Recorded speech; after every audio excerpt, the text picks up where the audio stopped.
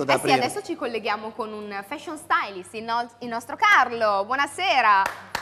Torna! Ciao Favola! A grande richiesta, insomma è stato richiestissimo il collegamento. Ciao Stella, beh guarda, oggi con questo, perché questo vestitino così primaverile, così cremisi, mi viene da dire, questo color ghiaccio era, ecco, complimenti veramente, guarda Grazie. che lavoro, questo tubino, con questo plissettino, brava, complimenti al tuo fashion stylist, era. Invece il Gigi, beh vabbè, Gigi cosa dire, anche lui abbastanza elegante, questo nero bordeaux, complimenti. Grazie Carlo! Dai, elegante anche il nostro Gigi. C'è tanto... Aspetta, non avevo mica visto il jeans. Gigi, ma come Carlo ti vesti? Ascolta, è appena finito di fare il catechismo.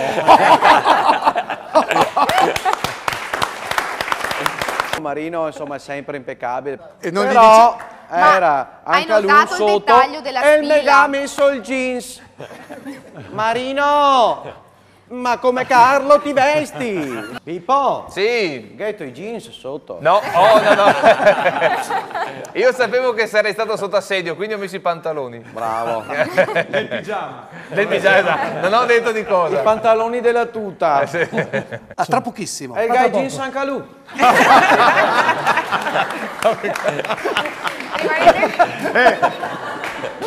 Aveva una preoccupazione particolare. Lui è un po' sportivo, ci sta il jeans. Ma ti Gigi? Tu no, stasera proprio ce l'ha con te. Con questo color carta da sucaro.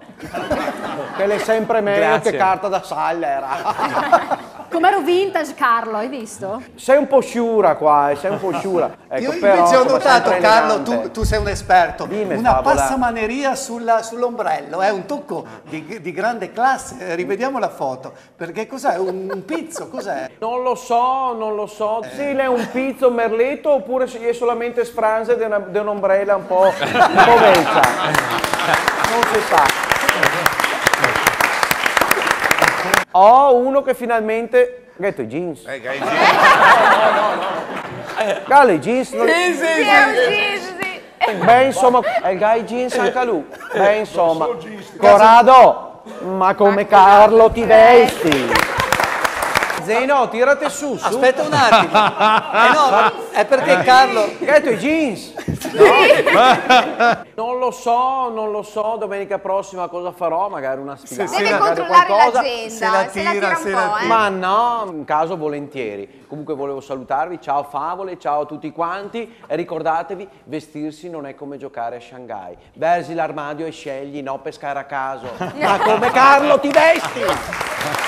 Peppe Bifido, ringraziamo.